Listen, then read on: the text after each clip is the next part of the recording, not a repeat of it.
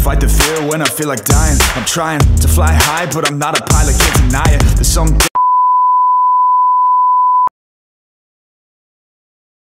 So what's up guys? Hello mga ka-broom broom and mga kabombo ko and broom broom garage, no. Magandang umaga, magandang hapon sa inyo.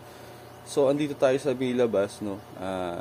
Yun nga yung sa fast talk real talk ko regarding nakaraan pag bumili ka second hand car, is consider mo na ito ay isang project car. Yan, kasi hindi mo naman masasabi yung mga masisira. Yan, kagaya nito, for example, etong CRV na to sa kaibigan ko to. Yan, hindi naman expected na masisira yung radiator fan. Yan, kung makikita nyo, sira siya. Binaklas natin, pinagawa sa atin to, no? So yan, binaklas natin yung radiator fan niya. Ayan, bumigay na siya. Yan yung mga i-consider nyo na possible na masira anytime, any moment. Kasi hindi nga siya brand new. So, kaya lagi ko sinasabi sa inyo, pag bumili kayo second hand car, lagi kayong magtatago ng extra money or pasobra kayo do sa budget nyo para once na may nasira, may dudukutin kayo.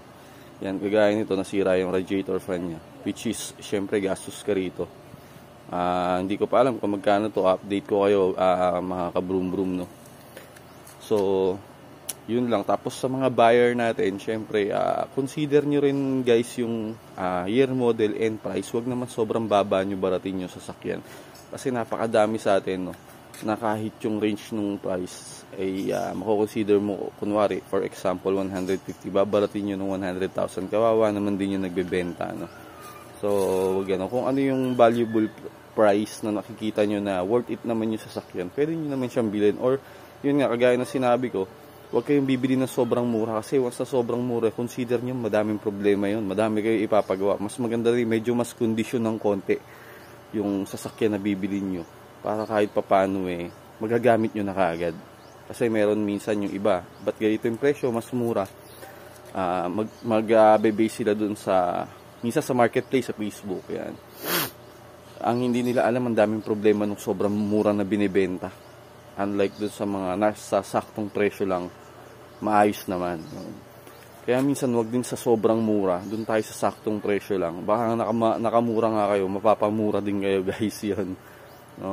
So shout out sa mga buyer na ganyan. And kagaya ko, based sa experience ko, nagbebenta ako ng sasakyan, no? May mga talagang, minsan maiinis ka na, mag-i-inquire, sasabihin mo yung details ng picture, even nabigay mo na lahat, bigla naman maglalaho, o naiintindihan natin, naghahanap sila ng ibang unit. Okay lang yun. Kaya lang, kadalasan kasi, yung talagang sobrang barat, binabenta mo ng, let's say, sabihin mo ng 200,000, tatawaran ng 80, hindi na siya makatarungan, no? Tapos, madami namang nagagalit doon sa mga nagpo-post ng walang presyo. Yan, lagi ko nababasa yan, guys. Shout out sa inyo. Nagagalit sa walang presyo. Yung iba kasi, di naglalagay ng presyo talaga, no? Kasi minsan nauurat na sila. Kagaya sa akin guys, maglalagay yung presyo. Pero ang unang tanong sa akin pag nag-PM, how much and details. Kahit na nandun na lahat yung details and yung price. Pero yung pa rin yung unang-unang itatanong nila. How much at saka details. No? Tapos, kaya nila tinatanong yun, mostly hindi din naman nila pinapansin yung price eh. Ang susundin pa rin nila yung tawad nila. No? Yun. Kahit na sobrang baba na, yun pa rin yung susundin nila. Tapos ang masahit nung, kunwari, yung asking price mo is 200,000, tinawaran ka ng 180. Pagpunta nila, syempre may kasamang mekaniko yan, mag-check up yan. Tatawad pa uli. So, kumbaga ikaw, kung may mga minor issue yung kotse mo, or gusto mo magbigay sa kanila ng allowance para pag nasiraan sila, meron silang kahit paano pampagawa. Let's say sabihin mo 180, binaba mo ng 200, binaba mo ng 180, may 20,000 ka nang binigay na allowance sa kanila. Tatawad pa rin sila guys. Yung itinawad mo na 20,000 ang tutusin, pwede nang pampaayos ng sasakyan yun. Kung ano yung mga possible na makikita mo na agad-agad na kailangan mo ipagawa. Like, kagaya natin, pag bumili tayo ng second hand na kotse, kailangan ipa-change oil ka agad natin para may sarili tayong history. Kumbaga, sabi nga di ba, pag bumili ka ng kotse mo, gagawa ka ng sarili mong history. Yan. So yun, shout out sa inyo guys, no? Yung tumawad na, tatawad pa uli at tatawad pa uli. Yan.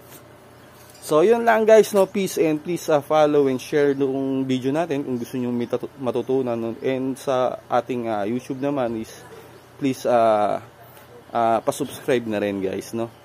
para sa mga video natin ilalabas na makakatulong din, guys. Yun lang, no? Peace out and